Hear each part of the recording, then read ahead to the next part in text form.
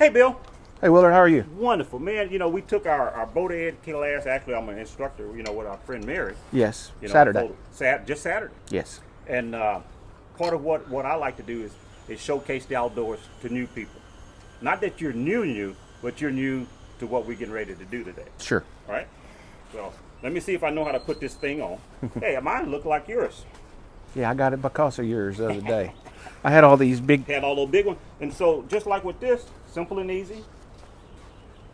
You know, different size people wear them. So I just tighten it down. And then, you know, it's comfortable wearing it all day. It's not gonna be hot. Not gonna be hot, you know. So we put this on.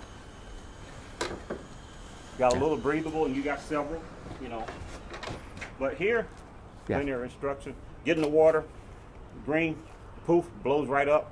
Not blow that one up, and then even. I don't know if mine has that. And you can blow Oh, there it is. Right there. See, I'm teaching you already. So that's a good segue to what, you know, you got a new life jacket, you know, the $150 life jacket. So they're not cheap. So, but I enjoy them. Saving your life is Worth 150. worth 150 Yeah. bucks. But okay, tell us why you invited me over here today. We just met Saturday. That's correct. And today is Tuesday. Tuesday? Yeah. Tuesday. I bought a boat. Go ahead. Keep talking. Bought a boat and I've never really driven a boat or owned a boat. Wait a minute. Grown man like you, buy your first boat, never driven a boat. That's correct. They sold it to you. And a lot of people don't know that. No problem. They sold it, no problem. You have the money. You got that look. Oh yeah, I want this boat. You know, have a beach house. Yeah. A house on the canal. They're not called beach house. What do you call the houses on the canal? House on a canal. House I on the guess. canal. Sorry. I don't know. Yeah, I don't know. I'm not from here, but You know, so you got the house on the canal. Just got it built. Nice, wonderful house. But then you brought your boat. right. Ron Hoover, Galveston. Yes, guys. Right, Ron Hoover, Galveston, Texas. Call me Ron Hoover. Yeah. But now you need to learn how to operate this thing. Right. You know, before, you know, people call me, Willard, help me with my new boat. You know, with Bass Pro Shop, I actually build boats as well, top water skiffs. Okay. I actually build them. But a lot of first-time boat buyers don't even know how to hook the trailer up. That's true. Don't know the connections. I noticed you had a big, fancy Denali diesel, right? Yes, it is. That's a 1 ton and 3/4 ton. 3/4. So you probably towed stuff before. Yes. So hooking the trailer up is not an issue. Right. But can you back your trailer up in the dark with your wife's 2 cars in the driveway? No. And get it in your parking spot No. on one try? No. Cannot do that. Okay. And I've been doing it for 30 years. And I'm saying that it's nothing wrong with where you start is where we're going to end up. Right. Right? So back to the boat. So the boat's already in the water, already in the sling. But now we're going to go out in West Bay. Okay. You ever been out in West Bay in the boat? Nope. West Bay is 6 feet deep. Yeah. It's huge. And then it had oyster reefs all around. Right. You know where they are? Nope. How dangerous is that? Pretty dangerous. A skig is $450. You know what a skig is? That's that lower deal on your on your motor. Okay. It's called a skig. If you were to run over an oyster reef, what would happen to it? Well, chew your motor propeller up. It'll break the skig off. It'll chew up the propeller. You know, so right off the bat, one mistake, because you don't know any better. It looks perfectly fine. $1,000 Right. if you're lucky. If it don't rip the whole lower unit out. Skig is designed to be the first part Okay. to give way. Then you're going to crumple the prop. Prop 450, skig 450, all day long. Then you got to limp back if you're lucky. So, Or tow it back. or tow it back. Call this tow service. So what we'll do, we'll go out the canal, and the first thing we're going to do is show you how to make your tracks. So if the fog comes in, you know, most people have no idea when it's raining. You got windshield wipers on this thing? Nope. Does it come with windshield wipers? Nope. Here are your windshield wipers. So if it's raining, can you see? Not very well. Not very well. You wet, and then your perspective disappears. I was out in the fog and night yesterday coming back to Texas City a mile. The worst, most dangerous part for me was crossing the Houston Ship Channel. I knew I was in that ship channel because it went from 12 feet, 30, 40, 56 feet, flat, and then back up. Whew. I'm so happy to make it cross this, but make sure nothing was there first. So we not have to worry about ships in West Bay, but barges if you ever make it all the way across to the ICW, Intercoastal Waterway. There are going to be barges out there. Right. But in order to get from here to the ICW, you have to know where those cuts are. Because it looked open water, but it's not. Right. So just looking out here at the water here, it's all consistent. So when you're out in the bay, the wind's blowing, you got little chops. Then all of a sudden, in the middle of nowhere, you see waves forming. What does that mean? Shallow. Should I run over there? No. So if you see birds standing, No. and you can be in the middle of West Bay, and you'll see birds just, hey, Yeah. right? So before you start running, you just idle.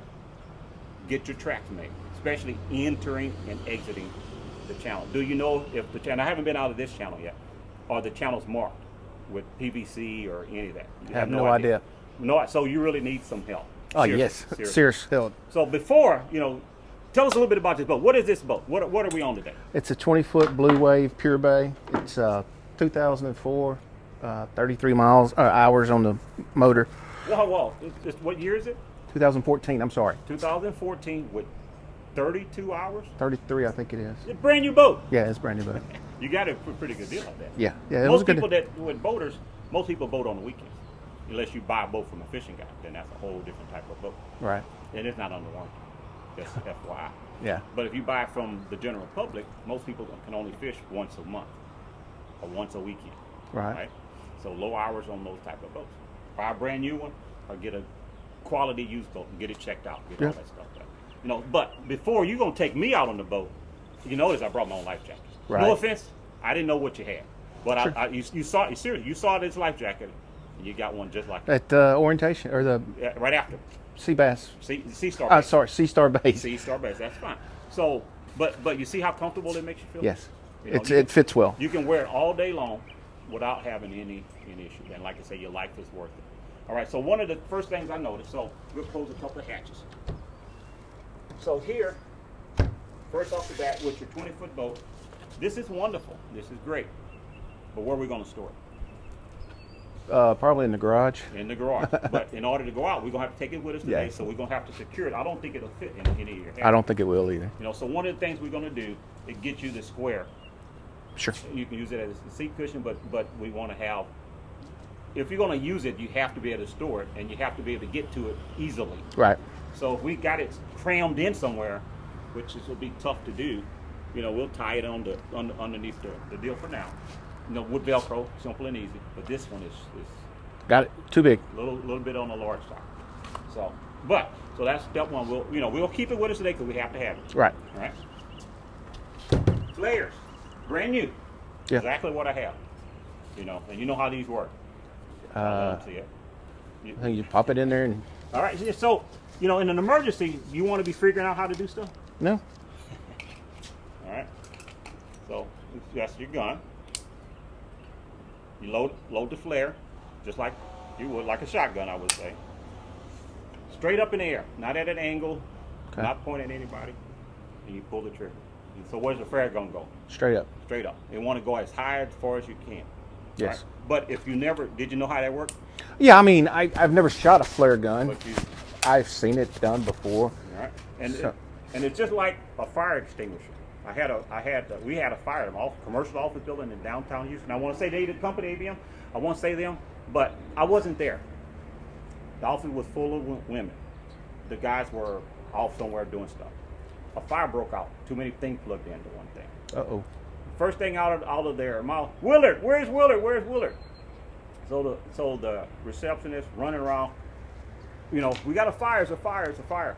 So we grabbed the fire extinguisher. They got the fire extinguisher. I'm going to ask you, you have one yet? Underneath there? Okay, so Fully they grabbed charged. the fire extinguisher and just started pressing. What happened? Well, they didn't pull the pin. They didn't know to pull the pin. Right. In an emergency situation, fire extinguishers don't work. So then they call the fire department, building maintenance, all this stuff. So with your safety gear and equipment, you need to do what with it first? Review it. Review it. You need to know how it works. You need to know how these things work. So if you were to fall in the water right now, it's like an airbag. Poof. This would rip open. Just like that, much faster than me. You see now, you got some color inside of it. These Right. are designed for the base. So this will blow up here to hold your head up. You know, so now you're floating around, and it's operated. You had a pellet gun back in the day. Yes. Air cylinder. This has, I call it like sheetrock inside this cartridge that holds the pin up.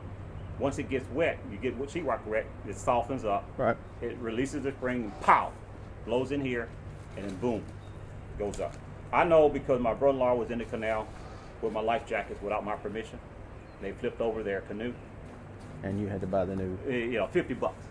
Son of a, you know, if those you are go- $20. The cylinder. Well, this one was $39. Was it really? $39. I bought one. I thought it was.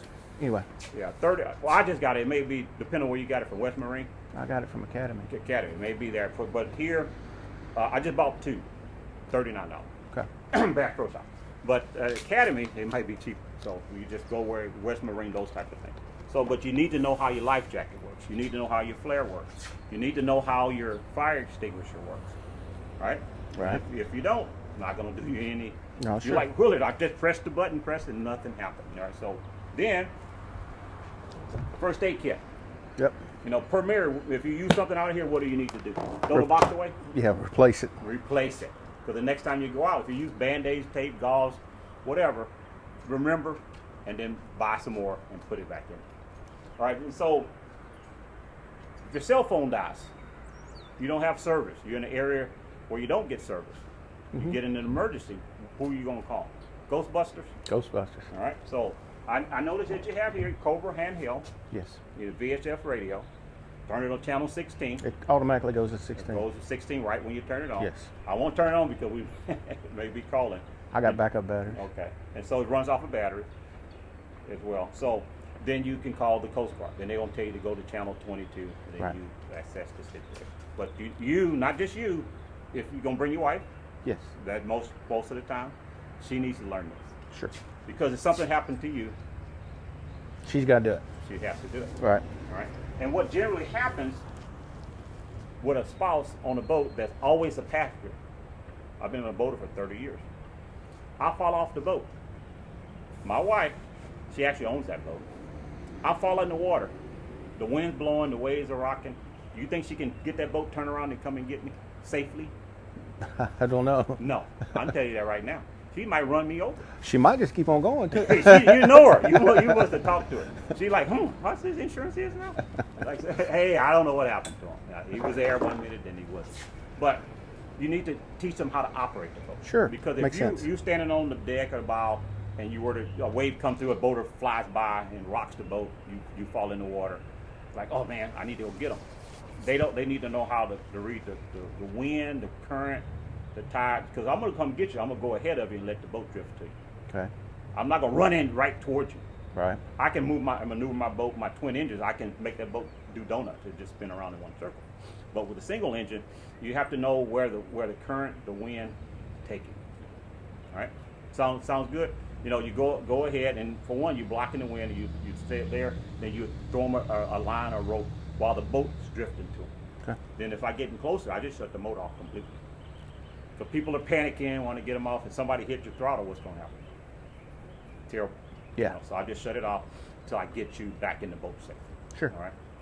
So those are just some things. So we're good. Batteries charged. You got the key. You have the kill switch. Yes. September 1st, Kaylee's Law. You have to wear it. Yes. It's all on the there. time. You know. So we didn't want to start too early. It's been foggy. Yes. Been very foggy. Now you know how to operate. And you have a Garmin on here. Yes. Okay. So what we want to do first, we've gone over, seriously, we've gone over all the safety gear, so you have it. I'm comfortable going Okay. out with you. And then what we'll do for the very first time, go out in West Galveston Bay with your new boat. Cool. Who brought the boat over? Hoover. Ron Hoover delivered it. But they just dropped it in the, you have a boat ramp right around here? They dropped it at Waterman's Oh, down. okay, and then brought it over? No, they actually Somebody from Jamil Park. Okay. They put it in there, drove it here, and somebody brought the trailer. Ah, okay. I looked up and they were in the slip, and so the you trailer wouldn't was in the know around gravel. when they brought it over. So I was that- upstairs. I didn't even know they were here. Okay, so but I mean, you didn't bring it over. So No, I've never been out You've there. never been. He's never been out. No, So- never been out there. So we're gonna go do some stuff. You'll see us come back live in a minute. You know, hey, thanks for having me. Thank you, You Willie. know, tell them take a boat is serious. How important? Did you learn a lot with boat education? Yes, I did. I really did. Learned a Mary lot. does a great job. She does a good job. And then for what I do, I can take it to the next level. Right. 30-year boater. I'm out in the. I've been out in my boat 6 to 7 footers. I wouldn't suggest that for most people. The boat can handle it. Right. Most people cannot. Right. I get caught out in storms. I got caught in a tornado, in a cold front. Tornado blowing in at cold front blowing at 80 miles an hour. My boat came in like this. Wow. I was only a mile away. Other people didn't come in. Some people lost their boats. But you have to know the weather. Now with the apps on your phone, you need to get a good weather app on your phone. We'll go over that. You know, weather app, I can see the rain. Just like I don't need channel 13 and 11 or 12. Look on my phone. Oh, there's where the rain is. I got 10 minutes to get my butt back. You know, tell the wind, those types of things. And this boat, if it's over 15 mile an hour, stay close to shore. You know, my offshore boat, I'll go out in 30. Don't do that. Right. Right? But West Bay, 15, that's kind of your you know, till you get used to it. Okay. Or, you know, and so nice and comfortable in the canal. So let's talking. Time to go to work. Let's go we go. make it happen. All right.